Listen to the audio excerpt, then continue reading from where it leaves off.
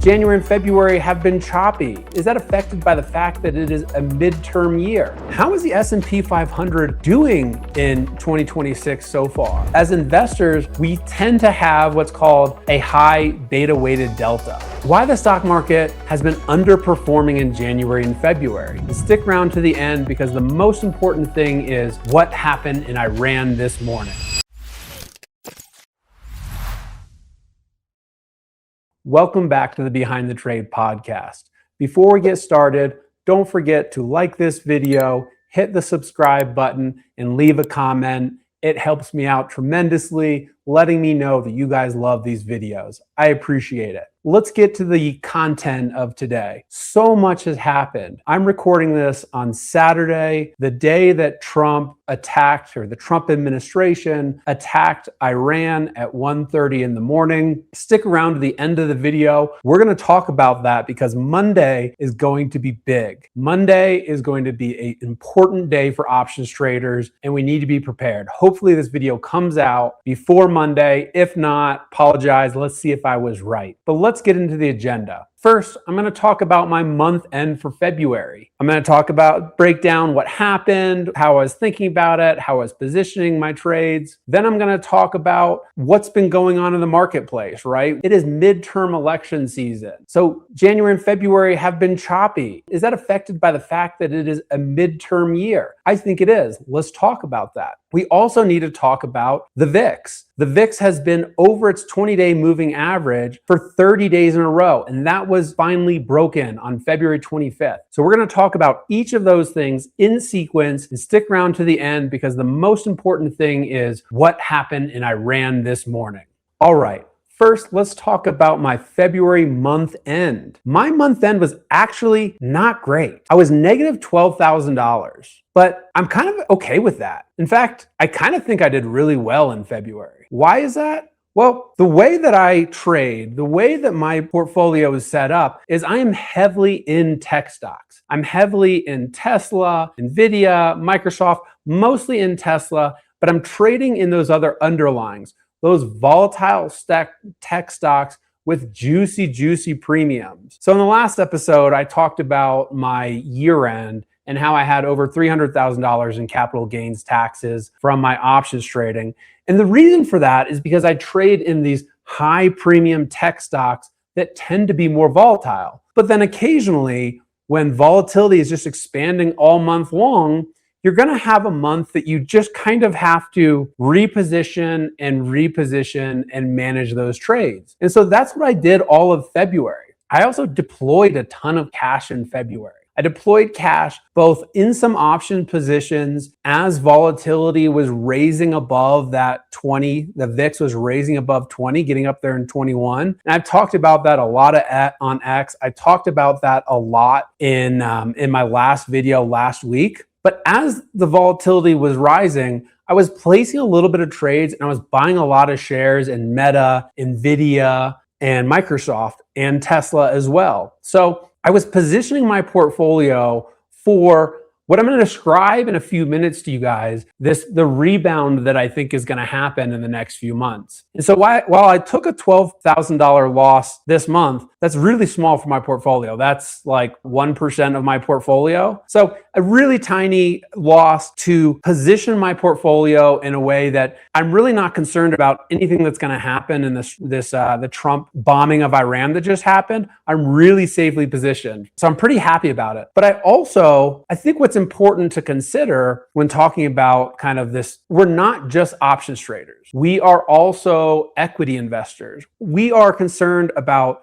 how our portfolio is doing as a whole. Yeah, we like to talk about options because we can kind of break that piece off and we can keep track of how our options positions are doing month after month after month and make sure that options trading is a profitable strategy for us. And it has been for me since I've started. But we also need to take a broader perspective and look at our portfolios as a whole. So my portfolio as a whole, even though the tech industry has gotten hammered in the last few months, is down about 9% from its all-time highs in late December. At that time, I was almost completely, and I had Tesla stock, I had a lot of Tesla stock, and I had some cash on the side. So since then, my portfolio value has decreased about 9.6%. And that's not bad. If we look at Tesla at its all-time high, when my portfolio was at its all-time high, was $485 a share. And that was, I think, December 23rd or December 24th of 2025. It's down 16% since then. So my portfolio is doing much better than the underlying that I have my equities in. And that is because I kept a lot of cash on the side when volatility was low, as I tell you guys to do. And I had a $20,000 month in January that helps, recover some of the losses in equities. But the other thing that I did this month is I bought a bunch of Meta. I bought a bunch of Microsoft. I bought a bunch of Nvidia. And I think that was a super smart move because all these tech stocks, as we've been talking about, have been hammered by their announcements of increased capital expenditures. And we're seeing, and we'll talk about it here in a minute, we're seeing money cycle out of the tech industry and into some other industries like commodities, like communications, like healthcare. And we're going to talk about that. And does that mean that we should change our strategy? We're going to talk about it in a few minutes. But going back to my month, the other thing that I did, which I think is really going to pay off, is I bought Meta shares because Meta's down 16% from its all-time high. Its all-time high was $7.88 a share. Now it's down to $6.57 a share, and I bought it right around there, maybe $6.60 something a share. Microsoft's all-time high was $5.39 a share. It's down 25% to $401 a share. Nvidia's down 10% a share. So I've been collecting shares in all those underlyings for what I'm going to describe to you guys in a few minutes here, how I think the tech industry is going to take back off. Okay, let's move on to how is the S&P 500 doing in 2026 so far? So let's put up this graphic here. As you can see, this is the performance of the S&P 500 by sector in 2026. So on the right side, the industries that are not doing so well are financials are down 5%, consumables are down 5%, information technology, and that's just, it's AI, that's technology, that's Nvidia, that's Tesla, that's etc., is down 4% year to date. The S&P 500 is essentially flat. And then you have on the other side, energy is up 24%, which we'll probably see go even higher based on the start of this potential war in Iran. We have materials is up 16%. We have industrials, staples, real estate, and utilities are all doing really well in the beginning of 2026. And what this means is, and people are talking about a lot, it seems like money is cycling out of tech companies and into these other industries. So it raises the question, what does this tell us we should do as options traders? Does this mean we should start putting on positions in, for example, Walmart's doing great, in energy companies, in minerals, in industrials? And should we take our money out of technology and move it into those other industries? And the answer is, well, maybe. Maybe we should. If you're like me and you invest in tech stocks a lot and you have options positions, whether they're covered calls or cash secured puts, or you do bull credit spreads, you've got short puts on companies that have taken a big hit recently, does it make sense to close out those positions and move them into, say, Walmart, to move them into consumer staples like maybe Costco, or move them into healthcare like UNH, or pharmaceuticals? All those are doing really well right now, and they're keeping the S&P 500 afloat when the tech industry is suffering. And the answer is, yeah, I think it's a good idea, but I wouldn't close your positions. If I'm interested in opening up new positions right now, I imagine a lot of people are fully invested in the stock market right now. They're fully invested in Tesla because we have Cybercab going into production in just a little over a month. We've got, obviously, Robotaxi is doing phenomenal. We also have companies that are technology staples that are kind of depressed right now. We have Microsoft off 30%. So we have probably a lot of us have taken money and purchased stocks, purchase equities in those underlyings, and now we don't have a lot of cash. But if you do, and you're considering putting on 45-day trades, you're not trying to buy shares with them. You're not trying to do covered calls. You're just putting on bread and butter type trades. Yeah, I think it's a great idea to place those in maybe Walmart or UNH, although UNH has had a really difficult year in 2025. But to place those maybe in maybe Home Depot, maybe Costco, maybe I'd be looking into those industries. You might ask, why would you be looking into those industries? Well, yes, the premiums tend not to be as good in non-technology options chains. But because volatility is not as high for those underlyings, it's not rising, it's not increasing like we have seen for the tech stocks, which is the reason why many people are getting hurt. The other reason many people are getting hurt, as investors, we tend to have what's called a high beta weighted delta, which means compared to the S&P 500, we set up our portfolios so that we make more money when assets appreciate than when assets lose value. So if you have a high beta weighted delta, it means you make more money when the stock market is appreciating. But in times like this, when tech stocks are getting crumbled, we are getting hurt at a higher degree. We are heavy beta weighted delta. We have a strong positive beta weighted delta. So a lot of people may have a lot of short puts on or bull credit spreads because we're expecting a rebound in these tech stocks. And I don't think that's a bad idea. In fact, that's a lot of what I have on right now as well. But if I was going to some of these other underlyings that are non-tech, I would probably place them in, I would probably do neutral strategies. I would do strangles. I would do iron condors. Because yes, those staples, those non-tech companies are appreciating in value, but I really don't know where they're going based on the fact that money will probably cycle back into the tech industry. And maybe some of that pressure, some of that positive pressure in these companies is going to deflate a little bit. But also, we're in such uncertain economic times. We've had rising volatility. We have the Trump administration killing the supreme leader of Iran just this morning, potentially starting a war in the Middle East. With all of this uncertainty, if I was going to put on positions and I was going to put them into non-tech companies like a Walmart, like a Costco, like a Best Buy, or even a healthcare industry or pharmaceutical, which I tend to stay away from because I don't understand phase 1 testing and phase 2 testing and different pharmaceutical industry mechanisms that can cause the stock to really appreciate or really depreciate based on new drugs coming out, things like that. I would stay as delta neutral as I can. So I'd be putting on those strangles at 45 days. Delta neutral meaning I'd sell a call at say 16 delta, I would sell a put at a 16 delta, and I would manage from there. I wouldn't necessarily have a strong bullish sentiment towards those underlyings, not because I don't believe that they're going to appreciate in value, but just because there's so many things going on in the market right now that I'd rather just stay bias neutral. I'd rather stay delta neutral. I wouldn't be putting on just short puts. I'd be a little bit more cautious in not knowing which direction that underlying is going to go in.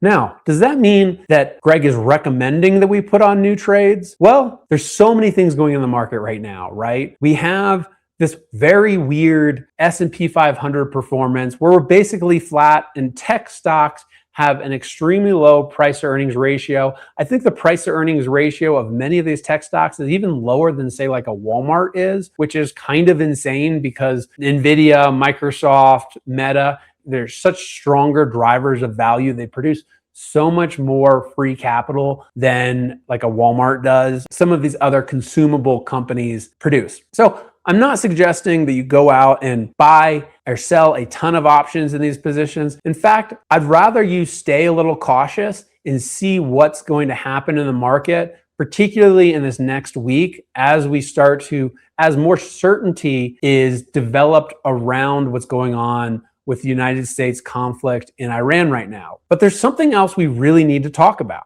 We need to talk about why the stock market might be behaving prior to this Iran strike, why the stock market has been underperforming in January and February. And the most obvious reason might be because it's a midterm year. We have midterm elections in November, and that typically results in poor performance of the stock market in those years. If we take a look at this chart, we can see the performance of the S&P 500 in the 12 months preceding the midterm elections, which are going to be November of this year. So we're talking about the preceding 12 months being November 2025 to November 2026. Listed out on this table is the S&P 500's performance in that 12 months every 4 years when midterm elections occur. And as you can see, on average, there's a negative 18% return in the S&P 500. Now, what's going on this year? We're not having, at least we haven't had so far, a decline in the S&P 500. In fact, it's flat since the beginning of the year.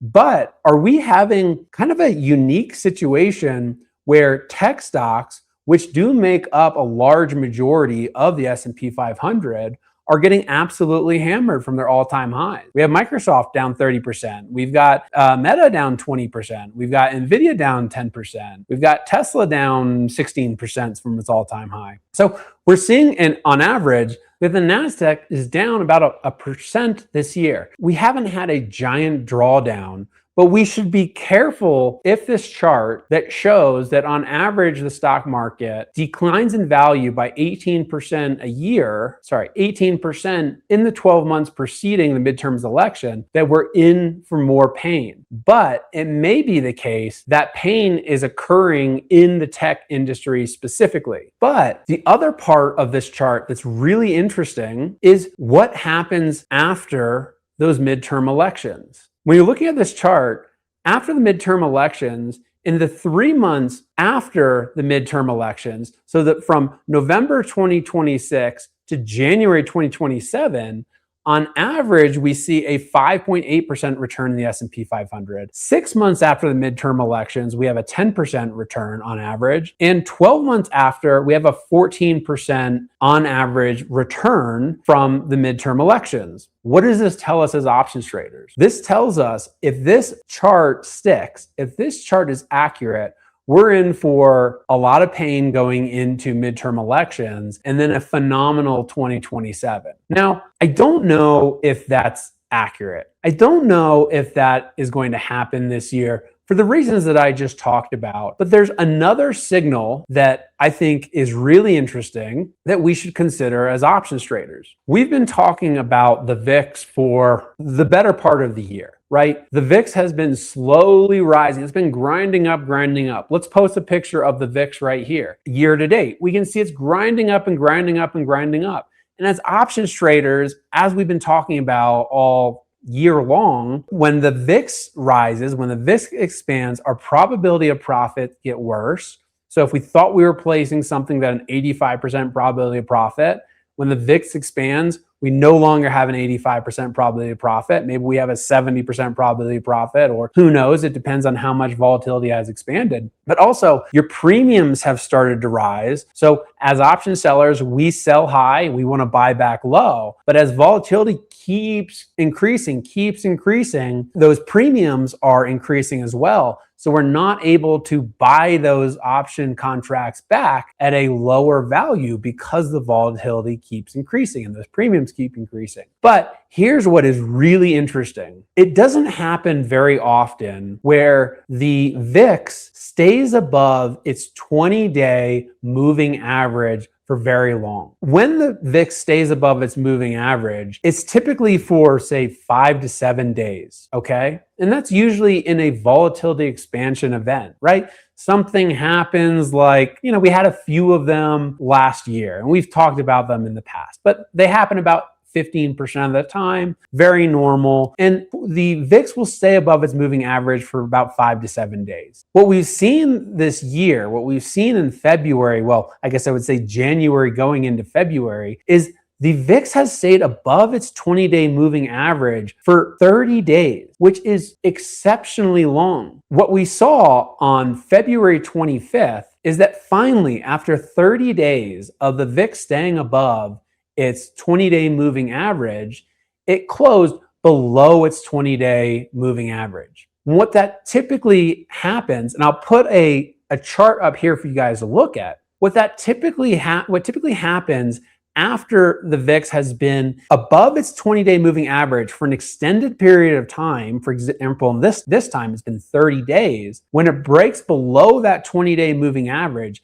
that typically signals the end of a correction, that typically signals the end of a bear market. And so I think we have to pay attention to that signal and at least give it some credence. Now, the 25th was Wednesday of last week, but then on Friday of last week, the VIX exploded again and closed above its 20-day moving average again. So what we saw was, yes, the VIX closed below its 20-day moving average on the 25th, but then on the 26th and the 27th, Thursday and Friday of last week, we saw it grow again. It broke 21, got up to 21.5. So we're not seeing just yet, we're not seeing the VIX having a steady, slow recession back to its mean, its reverted mean, right? The VIX does not like to stay high. It likes to revert back to its mean. It likes to revert back to that kind of 13, 14, 15 level and hover around there. So this signal that the VIX has broken below its 20-day moving average for the first time in 30 days may be kind of a false hope for us investors, right? It might not mean that the VIX is finally starting to capitulate. What happened next is something we should talk about, is that at 1:30 in the morning on Saturday morning, the Trump administration bombed Iran in concert with Israel. This is, again, a major geopolitical event. And what I would expect to happen typically in a major event like this is to see volatility rise again. And I know all of us option traders are like, oh gosh, right? This is not great. Now, here's something that's interesting. And Trump has kind of I posted about this on X on Friday. Trump has, in recent times, had this strategy of revealing market moving news or taking market moving positions at a time when it least affects the market. And that's fairly obvious to us investors because Trump is a business person. He's very in touch with the markets. He wants to have the best presidency of all time. He does not want the chart that I showed you guys earlier where the S&P 500 has an average 18% recession in the 12 months leading to the midterms. He does not want that to happen. So he's going to try to do everything he can to prevent that from happening. Now, here's what's pretty interesting about that. So like I said, he tends to make his moves when it's not going to affect the market that much. At least he's done that in recent times. If we go back to April of 2025, obviously he cratered the market when he announced major tariffs on Europe and other countries, causing the stock market to have a significant bear market, right, for a short period of time, and then it returned. But when did he bomb Iran? He did so at 1:30 in the morning on a Saturday. Now, why would he do that? He'd probably do that because he wants to give the market time to digest this information. He wants the news outlets to be able to report on what happened, what was struck, who was killed, what are Iran's abilities to retaliate against Israel, our other ally members, or us, the United States. He wants to give time for these things to percolate before the market opens again on Monday. So if we're lucky, we are going to find some certainty in the stock market before Monday morning's open. Now, if we don't get that, what I would expect is a huge volatility spike. If there is an escalation in this war, I would expect volatility, which is currently at a 19.8, to rise significantly to maybe a 21 to 25. And if that happens, your positions are going to be in trouble as an options. So what I would encourage you to look at if you're looking this weekend, which of course you won't be able to do because based on my advice today, because this video is not going to come out until Monday or Tuesday, but take a look at what's called Vega. Vega is one of the Greeks that we really don't talk about often. Vega is an options sensitivity to its change in volatility. You can take a look at Vega on Tasty Trade or maybe your other brokerages, see how reactive your options positions are to a rise in volatility, and that will be Vega. And that will give you an idea of how much trouble your options positions are going to be in Monday morning if volatility spikes. But I do have good news for you guys. Typically, when there is the beginning of a major war, and I'm not saying we're in a major war with Iran yet, but we could get there, right? This could turn into a full-blown war on Monday. We don't know. But what we have seen generally is at the beginning of every war, there is a massive amount of uncertainty and volatility rises and the stock market craters for a little bit. And then once there's some certainty in what's going on, the stock market performs really well. And there's a few reasons for that.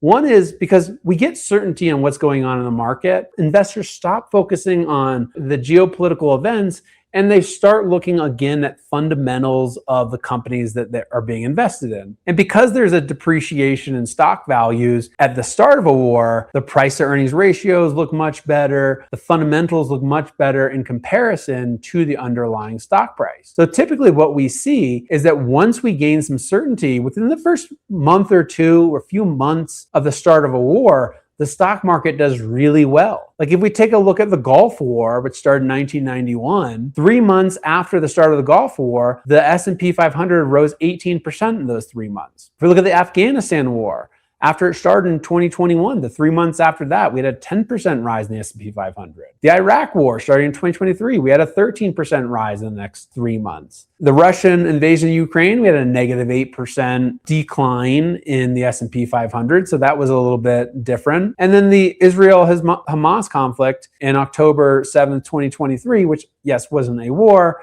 but it was kind of the start of the Israel-Palestine, well, not a war that we were involved in directly, but the start of that war, we had a 9% return in the 3 months following the beginning of that war in starting October 7th, 2023. We have a lot of mixed signals here. Let's kind of wrap this all up and how we should think about this as in options traders. We have a lot of mixed signals here. We have potentially the start to a war, which could cause the stock market to lose value in the short term. But we have empirical evidence that after that, once there's some certainty, we should have a strong return in the stock market. Now, what does that mean for options traders? Well, that means in the short term, let's manage our positions the best we can. We want to reposition our portfolios the best we can so that we are safe. We're wider deltas, lower deltas.